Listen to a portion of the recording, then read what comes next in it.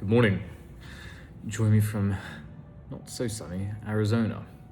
I'm out here launching mode, but I thought I'd do a quick video today, which is all around how crazy expensive personal training is and how the gym industry is very much to blame for this. It's not the personal trainers, it's the gyms. So maybe you get charged $100 for an in-person session. Now, the trainer's probably seen somewhere between $40 and $60 of that, so 40 to 60%, depending on the particular gym chain which they're at. So where is that other money going? The gyms seem to have something of a monopoly over trainers, which is why they feel they can charge these ridiculously high amounts. But when you compare this to other industries like hairdressing, massage therapists, and stuff like that, these high takes from the businesses themselves aren't normal. They're not normal. And it's cornered clients, it's cornered people who want access to these services in the first place, it's cornered the personal trainers, and it's going to end up cornering the gyms themselves. Now, I'm not sure if we're going to get into the whole big thing, but I think there's a really exciting opportunity for the industry to change significantly over the next couple of years. So personal training really should be a massive industry. Now you're probably thinking, well, is it not already a massive industry? No, certainly not compared to what it should be. And the reason why I say that is it's because it's preventative care at its best. And preventative care is much better than reactive care. We should be investing more money into things that stop you needing the pills, the tablets, the surgeries and stuff like that. Before, you shouldn't. Those should all be last resorts. And it's not like, so the industry at the moment, it seems to be treated like a vain afterthought, rather than like hey, wow, actually this is a really powerful opportunity to significantly change the health standards, save trillions of dollars on pointless healthcare. But yeah, the industry itself is relatively tiny in comparison to what it should be. And I would suggest that these gym chains are at fault for it, because they are forcing personal training, especially the in-person stuff, to be unaffordable for most people. Personal training is seen as a luxury item, and I really don't think it should always be that way. So you've got LA Fitness, Equinox, Crunch. They all follow the same thing of like, okay, you can kind of get it. I don't blame these people, but I just feel like this model is going to be very out of date, which is, hey, I've got this building, and if you want to have access to be able to train the people in the building, with no guarantee of the coaches actually being able to get anyone, because they still have to go off and do the work. All you're doing is getting access to the equipment and to the people that have, and to the customers who are there. But then, they effectively pay this tax, and it just seems very unsustainable. It's funny, isn't it? Because when you start challenging these things, you start realizing just how outdated they are, and what the opportunity is to bring these things really into the 21st century. So trainers at the moment, they really have just two options. They can either charge a lot of money, and that's what they do, because that way they get to keep a higher proportion of what it is they're charging, or they charge a lot less, and for them it doesn't really work, because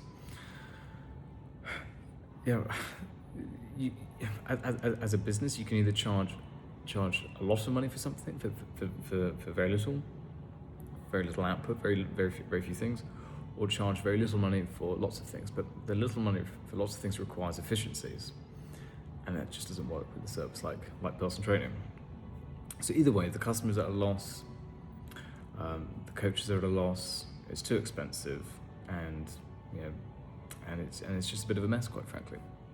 Now, the gyms themselves, they say that this is our space, we pay for this, it's our equipment, and again, get off, like, this is their land, fair enough, I get it.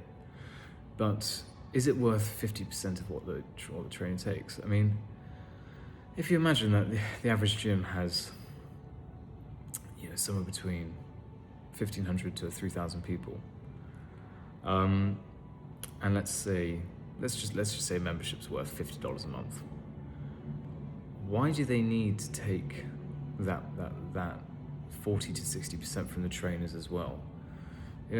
Does it really amount up to anything significant? I don't think so. I don't think so at all. It seems it's bullshit, quite frankly. It's nonsensical.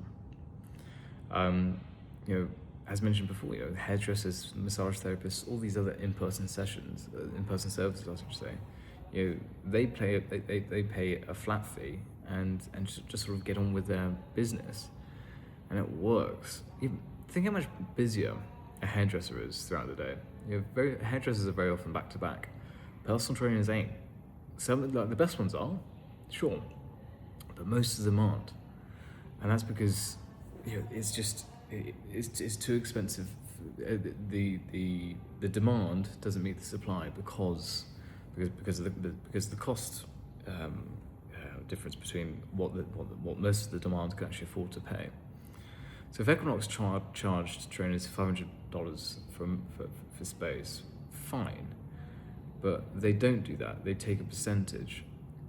Charging that flat fee makes so much more sense, because then you're actually motivating the trainers to think, okay, cool, I know how much money I have to make, rather than the more I make, it doesn't benefit them. There's no incentives there. Maybe gyms should even do it where, okay, if you have 5 clients, we'll charge you 50%.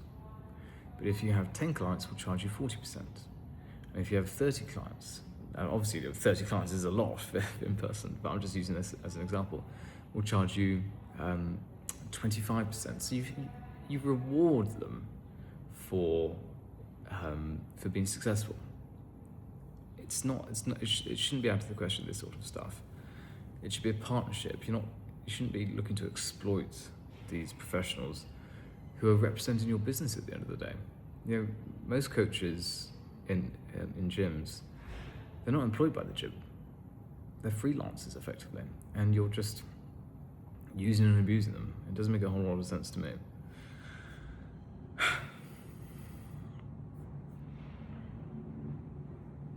So, personal training, I believe, should be a normal service. It should be accessible.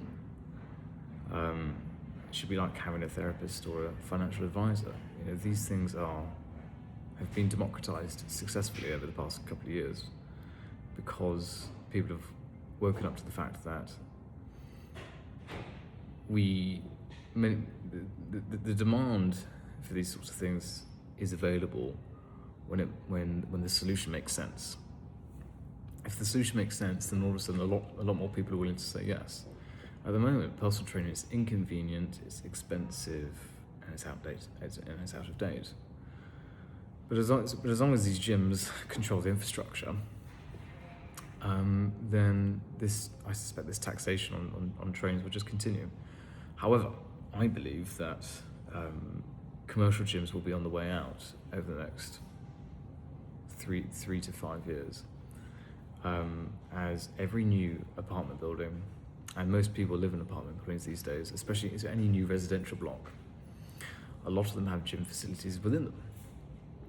And I think this is a really exciting area that we'll be moving into.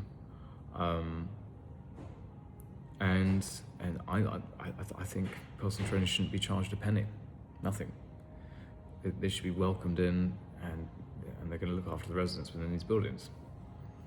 So if you're a personal trainer and you're watching this, I'd be really interested to get your thoughts on how you feel about the pricing structure that you guys are forced upon. Now, I know that a lot of coaches have moved online, to the online space as well, selling things like monthly online coaching.